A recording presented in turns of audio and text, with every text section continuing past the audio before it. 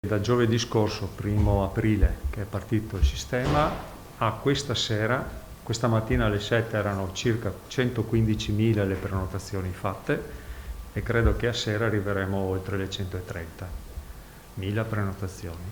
Il sito internet aperto dalla Regione per la prenotazione dei vaccini anti-Covid in Veneto ha retto l'urto di un servizio utilizzato da decine di migliaia di utenti. I problemi, semmai, sono più legati alla mancanza di dosi, ma quando ad esempio alle 16 di mercoledì la ULSS 6 Euganea ha riaperto le prenotazioni, il sistema è stato in grado di riceverne 14.000, almeno 3 al secondo.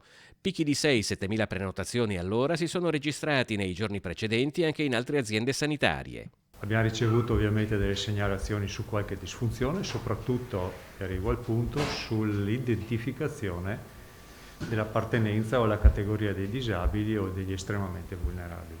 Purtroppo su alcune categorie come i disabili abbiamo avuto anche una fornitura di un'identificazione un po' lacunosa e quindi con modalità organizzative varie stiamo cercando di affinare queste liste. Prossimamente l'evoluzione del sistema permetterà a chi non si ritrova nella lista di pazienti cui ritiene di appartenere di accedere alla prenotazione tramite un'autodichiarazione. Al momento del vaccino dovrà quindi esibire i documenti che provano il suo stato. In Veneto disabili ed estremamente vulnerabili sono circa 400.000, cui vanno aggiunti, anche se non per tutte le categorie, anche gli accompagnatori.